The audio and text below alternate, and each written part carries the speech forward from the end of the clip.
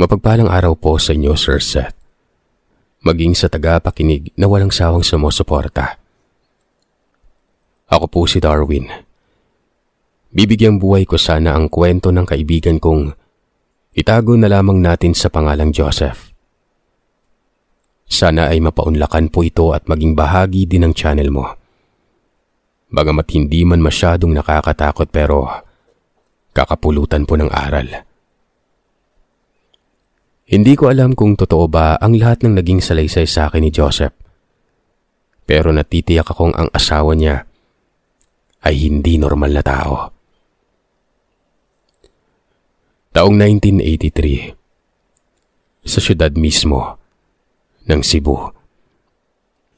Si Joseph noon nasa edad 12 pa lamang at sa murang edad palaboy na ito sa naturang lugar. Dulot na rin sa maagang pagkaulila sa mga magulang. Kahit pamanbuhay pa ang mga ito noon pero iniwan na lamang si Joseph sa kanyang tiyahin na ubod umano ng strikta. Lagi umano itong ginugulpe kahit wala namang kasalanan. Bukang bibig parati ang katagang anak ng bayaran si Joseph. Hindi niya naman kasalanan ng mabuhay pero para bang pinagkaitan siya ng tadhana. Pinarusahan na sa puntong yon ay iniisip ni Joseph na hindi totoo ang Diyos. Ganun kasi ang paniniwala niyang lahat ng nilalang na binuhay magkakaroon ng maliwanag na landas pero ang tinamo niya ay para bang puro na lamang kadiliman. Sa kalupitan ng kanyang tiyahin, nagdulot ito ng depresyon na humantong sa pagiging desperado ng bata. Lumaya si Joseph at minabuting gumala ng gumala sa lansangan. Kaysa naman daw nakatira siya sa isang bahay na parang bilangguan. Kung saan-saan na lamang siya napapadpad. Hindi naman siya naglilimos. Sa halip ay kumakayod ito. Nagtitinda siya ng basahan nun. Maraming gustong kumupkup sa kanya dahil nakitaan ang bata ng kabutihan at pagpupursiging mabuhay sa marangal na paraan. Sa kabila ng maraming nag-aya, pinili ni Joseph na tanggihan ang mga ito sa kadahilanang nagkaroon na siya ng pobya sa pamilya.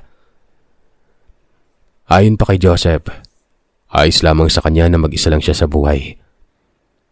Maliban sa pagtitinda ng basahan, pumupuslit din si Joseph sa Kapitolyo. Namumulot ang bata doon ng mga plastik na bote, lalo na noong kasagsagan ng sinulog. Napakaraming dumagsang dayo na abala sa okasyon. Pero si Joseph, abala naman sa ikinabubuhay. Ang inuuwian niya tuwing gabi ay walang iba kundi sa Santo Niño. Kahit man parang tinalikuran siya ng ama ay naniniwala pa rin si Joseph na magkakaroon siya ng magandang buhay. Panay dasal ito sa labas ng bulwagan. Unti-unti na rin nanumbalik ang kanyang paniniwala. Tinatanaw ang malaking krus sa ibabaw ng pasilidad at nagmumuni-muni. Hanggang sa nakakilala si Joseph ng bata na kagaya niyang isa ding palaboy. Babae ito. Angat lamang sa kanyang edad ng 2 taon. Ang pangalan na itago na lamang nating Ason. Gusto ni Joseph ang babae. Hindi ito masama. Katunayan, magkapareha lamang sila ng ginagawa. Hindi din sumasama sa mga kabataan noong gumagala ng mga kawatan. Hindi na kaila dito dahil laganap talaga sa panahong yon ang kawatan sa naturang lugar. Kahit may mga maraming tao pa, hindi nila pinapalampas yon. Sa mga taga Cebu, alam nila ang patungkol dito. Etong si Ason naman, madali lang silang nagkapalagayan ng loob ni Joseph. Mabilis na naging magkaibigan silang dalawa at laging magkasama sila kahit saan-saan. Katunayan ay nagkakasundo sila sa kanilang kinikita. Kumbaga, hati sila para walang mas nakakaangat. Nasa iisang lugar lamang kasi umano sila noon, namumuhay at dapat may kaparehas sila ng kinikita noon. Kung iisipin, para lamang umano silang magkapatid. Pero hindi naglaon. May napapansin si Joseph kay Ason. Nakakatabi niya kasi ito sa pagtulog sa gilid ng pasilyo. Tapos sa bigla na lamang babangon at aalis. Hinahayaan na lamang yun ni Joseph pero bumabalik si Ason madaling araw na. Natanong pa ni Joseph kung anong ginagawa ni Ason sa gabi. Ang sabi naman nito ay pinupuntahan niya umano ang kanyang mga magulang. Dito ay nagulat si Joseph. May magulang pala si Ason.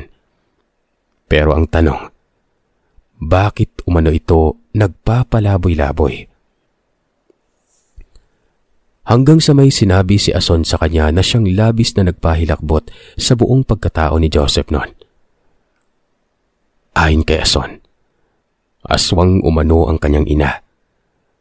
Patay na ang tatay nito. 2 taon na ang nakalipas. Pinatay ito ng kanyang nanay at ito ang dahilan kung bakit lumayas ito. Baka pati umano siya ay patayin ng kanyang ina noon. Itago na lamang natin sa pangalang Kareta ang nanay ni Ason. Alam ni Ason kung kailan umaalis ang kanyang ina. Tuwing Biyernes umano ito ng gabi at Lunes ng gabi. Nagpupunta sa isang punerarya upang bumili ng karne ng tao. Ito lamang din umano ang pagkakataong nakakauwi si Ason pero kaagad ding umaalis. Ang pagbisita lamang doon ni Ason ay upang kamustahin ang kanyang kapatid na lalaki. Inaaya niya itong umalis pero natatakot itong lumisan dahil pinagbantaan ito ng kanilang ina. Matagal na umanong hinahanap si Ason ng nanay niya. Ayon pa sa kapatid ni Ason na si Junjun, umuwi na lamang daw si Ason para hindi magalit ang kanyang ina. Pero mariing iginiit ni Ason na hindi na siya uuwi pa. Sa pagkakataong ito ay nahabag si Joseph. Parati kasi silang magkasama ni Ason at mabilis na tumakbo sa isip na baka madawit siya sa problema ng pamilya. Kung kaya noon, nilubayan niya si Ason. Lumipat ng lugar si Joseph pero sa kabila ng paglayo ay nasundan pa rin siya ng babae. Na siya namang labis noong ipinagtaka ng batang lalaki kung paano siya nasundan.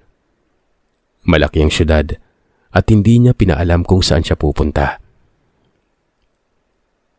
Sa Mabolo nagtungo si Joseph at sa pasilyo siya patungo Tipadilla na Malagi noon. Ba't mo ako nasundan? Lubayan mo ako. Lubayan mo ako, Ason. Baka madamay ako sa'yo. Bungad ni Joseph noon. Sa mga puntong ito ay gabi na at kasalukuyan sanang magpapahinga si Joseph sa gilid ito ng pasilidad na merong puting ginto. Ang sabi naman ni Ason ay bakit hindi daw nagpaalam si Joseph.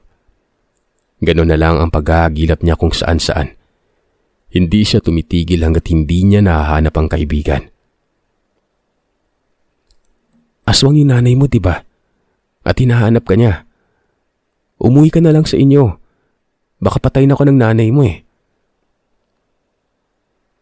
Alam ng nanay kung saan ako naroroon.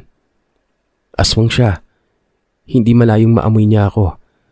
Kung hinahanap man ako ng nanay ko noon pa dapat, diba? Naiintindihan niya ako at yun ang ibig kong sabihin. Hinahayaan niya lang ako, Joseph. Kagad namang pumasok sa isip ni Joseph na may punto si Ason. Ngunit naroon pa rin sa isip kung paano siya natagpuan ito. Magpaganon pa man, hindi na lamang niya binigyang pansin yon. Muli silang nagkasama, pero hindi na katulad nun. Ngayon kasi ay hindi na kinikibuan ni Joseph ang kaibigan, kahit pa man kinakausap siya nito ng malumanay.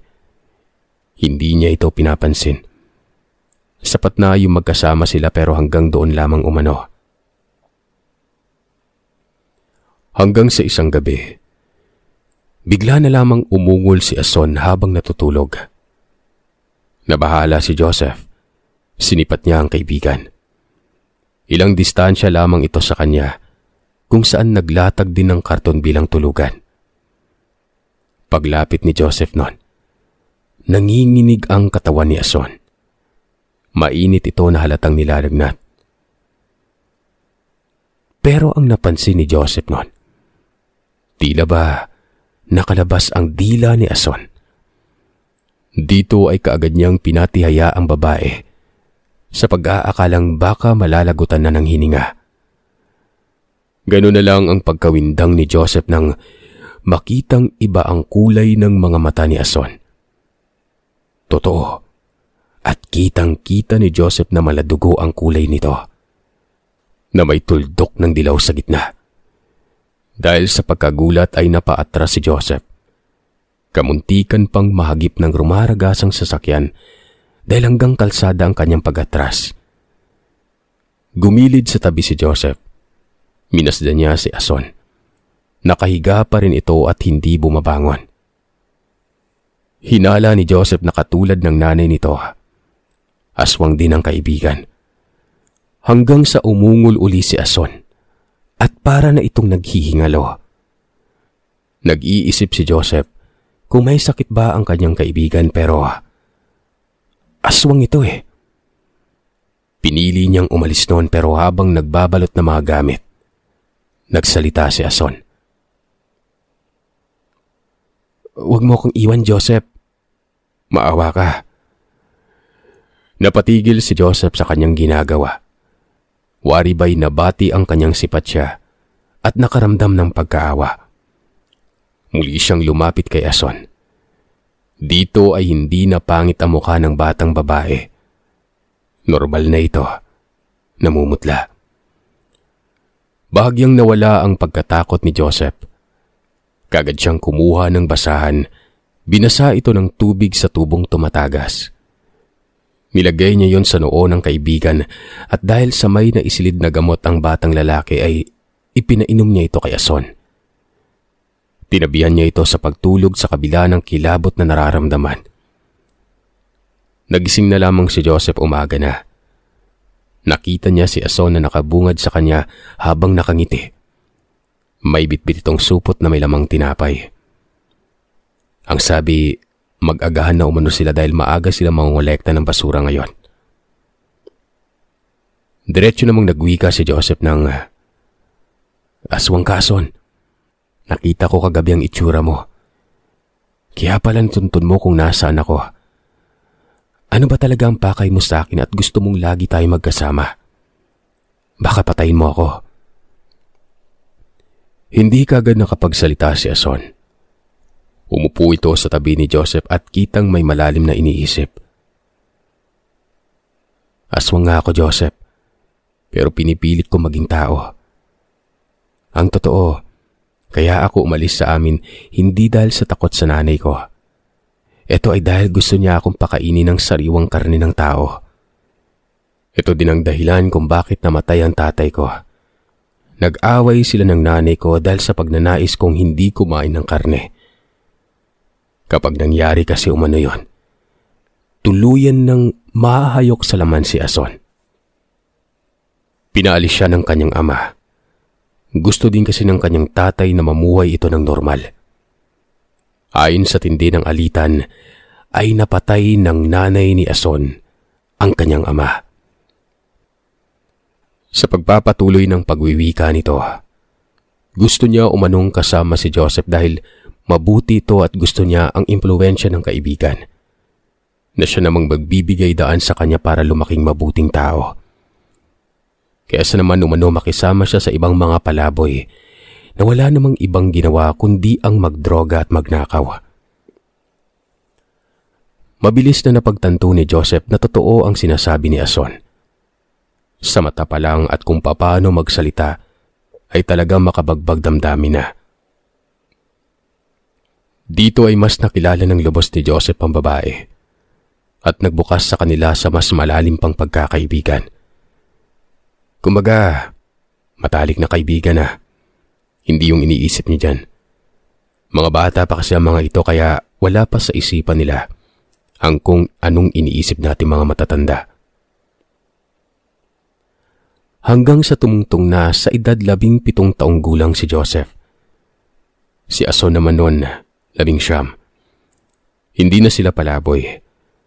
Sa halip, may mga pinagkakaabalahan na hindi kinabibilangan ng paggala sa lansangan. May trabaho na kasi noon si Ason sa isang karinderya malapit sa may cathedral.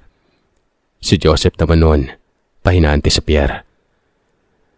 Maniwala man kayo o sa hindi ay nasa iisang bahay lamang sila nakatira.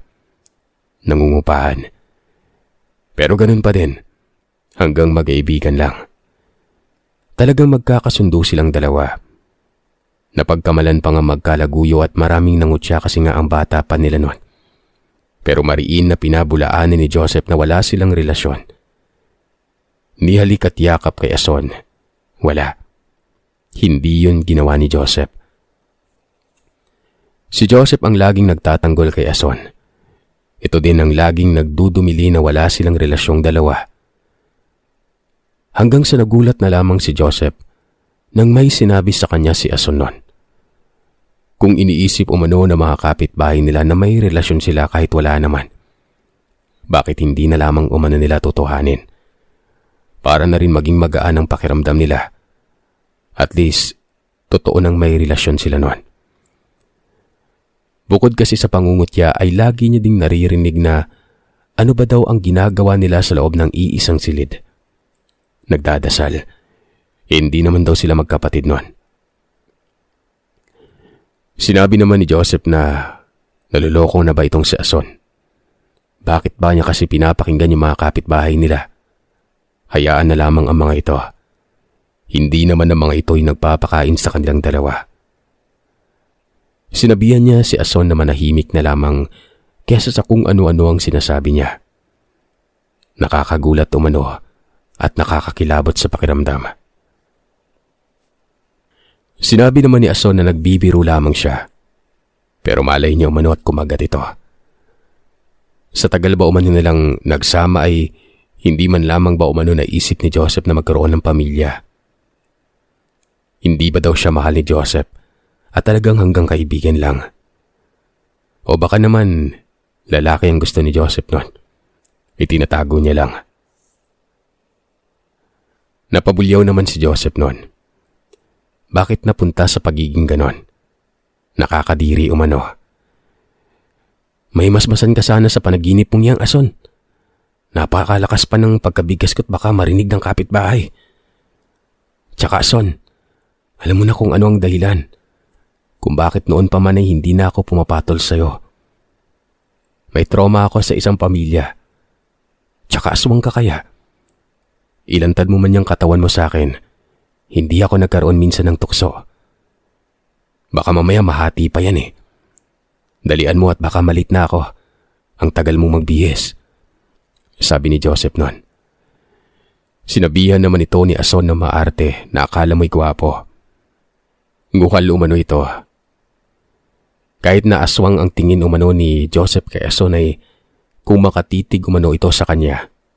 Halata, ayaw lamang nito magsalita. Ang totoo, itong si Joseph ay may gusto kay Ason noon pa man. Sadya nga lang may humahad lang sa isip niya kung kaya't hindi niya mapakawalan sa dalaga ang nararamdaman. Hindi naman dahil sa aswang si Ason, maging ang pobya niya, hindi din ang dahilan. Kundi wala lang talagang lakas ng loob ang binatilyo noon. Ito ang lagi nilang bangayan na parang nagbibiruan lamang sa araw-araw. Kapwa naman sila may matataas na pasensya kung kaya tumatagal ang kanilang pagsasama. Alam niyo Sir Seth, ito palang si Ason, hindi naman anak mahirap. Hindi ito naghihikaw sa buhay. Kung tutuusin ay malaki ang bahay nila. Naisama na kasi si Joseph dito at nasilayan na rin ni Joseph ang kapatid ng dalaga noon. Malaking tao na sa mga pagkakataong yun ang kapatid ni Ason. Ang bahay nila, ilang distansya lang ito sa kalsada. Parang subdivision pero ang labasan, lansangan na.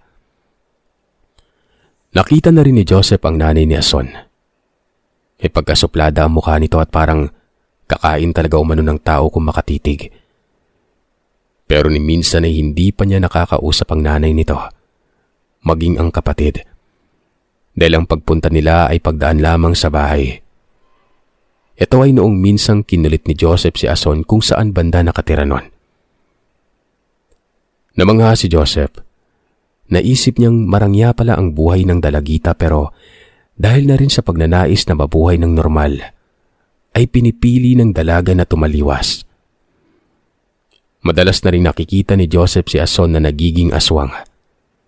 Kinikilabutan umano si Joseph noon. Lalo't isang di pa lang ang layo ng kinahihigaan niya kay Ason. Nakikita niya ang dalaga na bigla na lamang maghuhubot-tubad. Tapos ay parang baliw na panaysilip sa bintana. Yung itsura, masahol pa sa pinakapangit na nakita ni Joseph noon.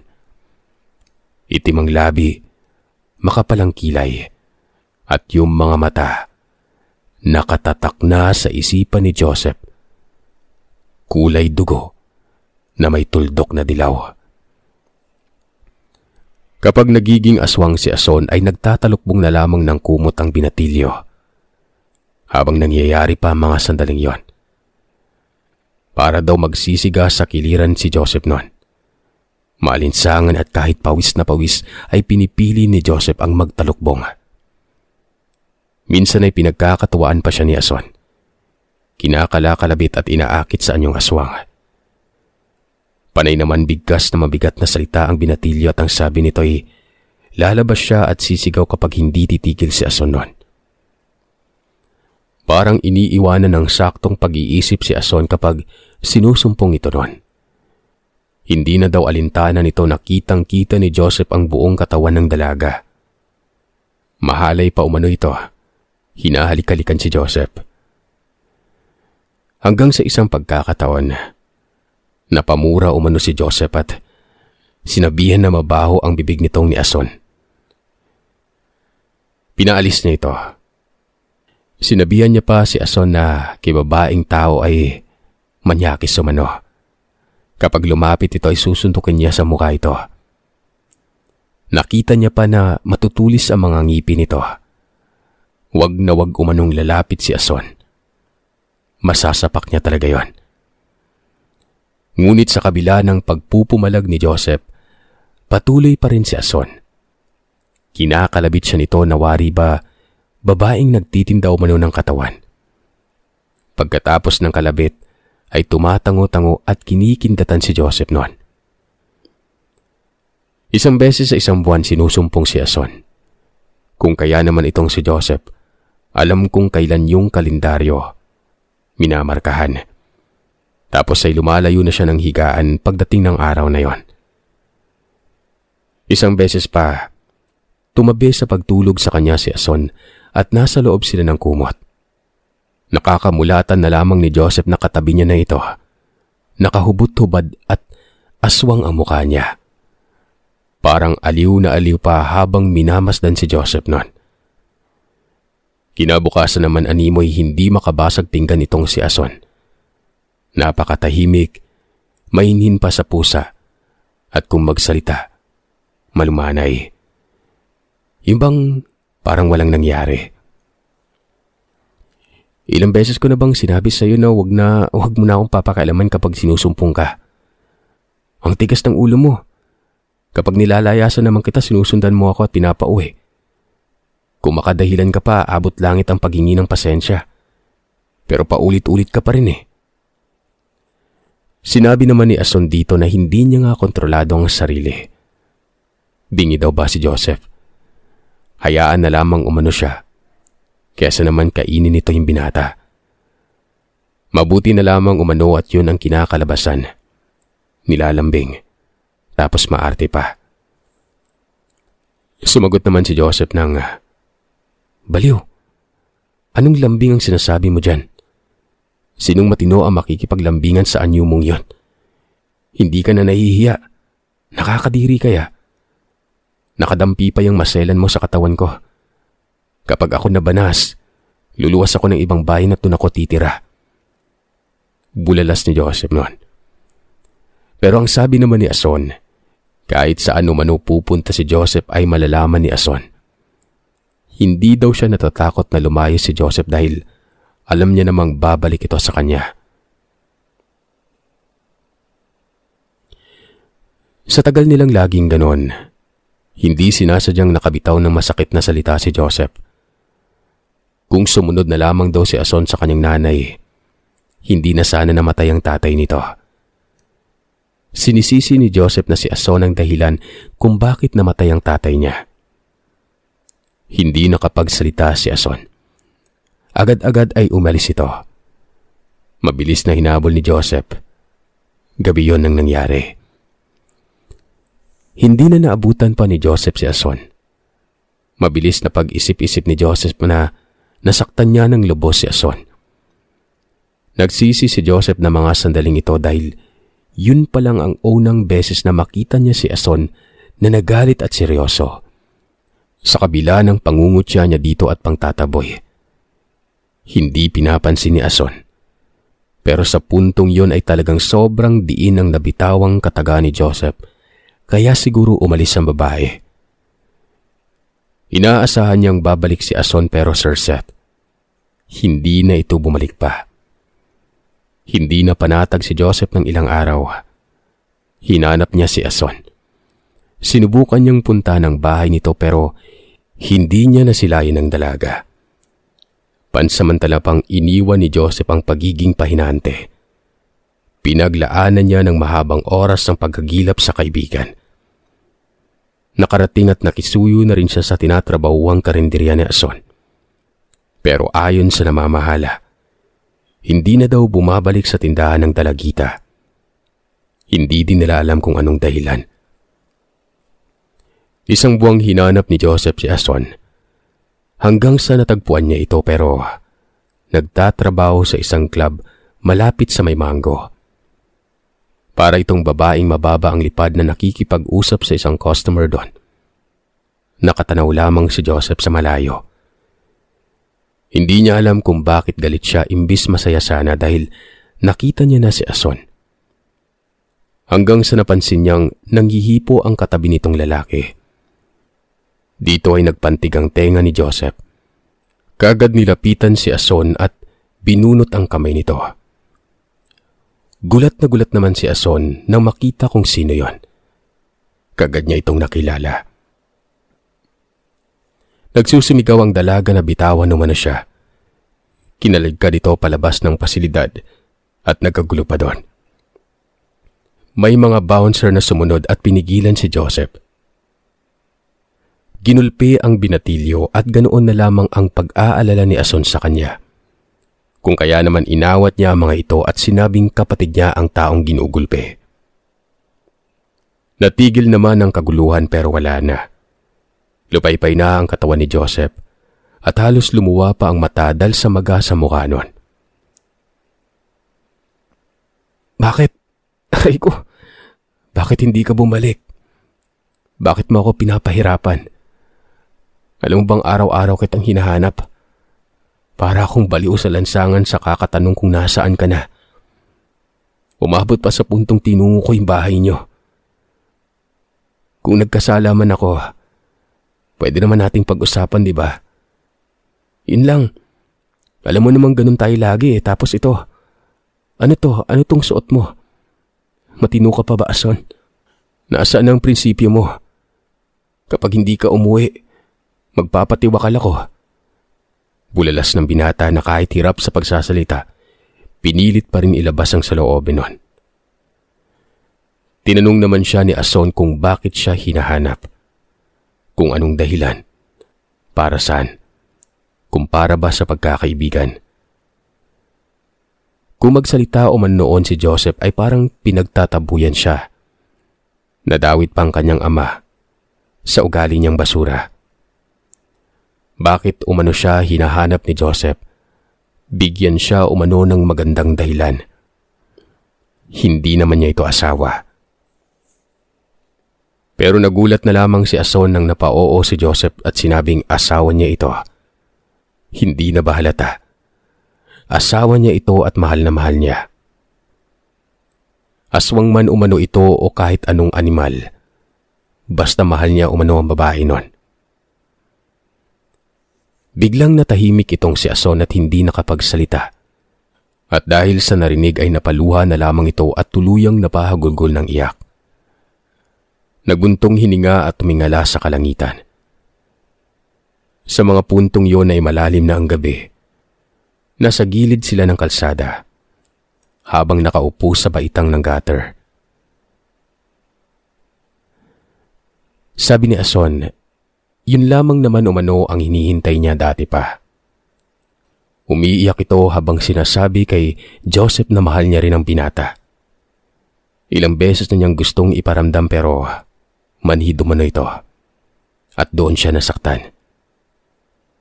Ang tingin niya ay pinandidirian siya ni Joseph. Naging desperada umano itong si Ason dahil sa kanya. Aswang umano siya pero tao pa rin ang puso niya. Marunong masaktan. Muli ay tinanong niya si Joseph kung mahal ba talaga siya nito. O baka nambubola na naman yon. Ay, paulit-ulit. Gusto mo ipagdiinan ko pa? Hindi pa ba sapat itong mga pasako bilang ebidensya? Diyan ka na nga. Wala ka namang kwentang kausap. Hindi ko alam kung ilang lalaki na yung nakakakwan sa'yo. Wika ni Joseph noon. Napatawa ng wala sa oras si Ason. Kaagad niyang hinabol si Joseph. Niyakap ang binatilyo habang nakatalikod. Sabi nito, hindi siya ang katulad ng iniisip ni Joseph na babae. Ngayon lang umano siya nakagala doon. Gusto niya lang umanong malaman kung ano ba talaga ang meron sa ganung pasilidad. Bakit umano nang didiri ito? Hindi nga kagwapuhan. Bumalik si Ason sa piling ni Joseph. At sa pagkakataong ito ay hindi na sila magkaibigan o higit pa doon, kundi isa na silang pamilya. Sa kauna-unahang pagkakataon, nahalikan ni Joseph sa labi si Ason. May nangyari sa kanila na siya namang nagpabago ng kanilang pananaw sa isa't isa. Si Joseph, kahit aswang pa si Ason at sinusumpong ito, sinasakyan na lamang ng binatilyo ang kapretsyohan niya para lamang hindi masaktan ang minamahal.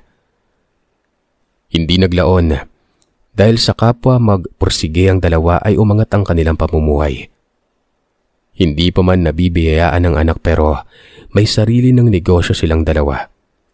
May tindahan si Ason noon dahil nagkaroon ng pwesto sa may syudad. Hindi ko na lamang ididetalye kung anong negosyo. Hanggang sa umangat pa ng umangat ang kanilang pamumuhay. Nakabili ng 2 pasaherong sasakyan si Joseph. Dito din nabuntis si Ason at nagkaroon sila ng anak na lalaki. Ang kinatatakot lamang noon ni Joseph ay baka umano magmana sa nanay ang bata. Kaso'y mariin pinabulaanan ni Ason na hindi daw magiging aswang ang anak nila kung hindi niya ito hahawaan. At hindi din ito maaaring mahawaan kung sakali mang ginusto ni Ason. Dahil ang binhi umano ng pagiging aswang, nasa bahay nila mismo. Ang nanay niya ang magbibigay nito. Kung kaya naman naging panatag si Joseph noon. Noon din nalaman ni Joseph na hindi lang si Ason ang aswang. May mga binanggit kasi si Ason na siya namang nakasalumuhan na rin ni Joseph. Isang beses pa nga, sinabi ni Ason na ang kainuman daw na isa ni Joseph ay aswang. Takpan umano ang baso kapag nakikipag-inuman uli. Baka hawaan si Joseph noon. Pero wag umanong magpapahalata dahil nasasaktan daw ang aswang kapag may naaasiwa sa kanila. Maraming nagkalat na aswang, Sir Seth. Hindi yun lubos inakala ni Joseph kung hindi sinabi ng kanyang asawa. Wala siyang kamuwang-muwang. Kapag napapadaan sila sa isang lugar, bigla na lang bubulungan si Joseph ni Ason. Ang nakikita niya umanong tao ay may laing aswang. Dagdag ni Ason, ang mga aswang umano na gumagala sa syudad. Ito'y mga aswang na nais mamuhay ng normal. Kung nasa liblib umano, ito na yung mga aswang na pinanindigan ng kultura ng pagiging aswang. Ayon pa kay Joseph, sino ba namang mag-aakala na magkakaroon siya ng karanasan sa aswang? At katunayan, naging bahagi pa ito ng kanyang buhay hanggang sa ngayon.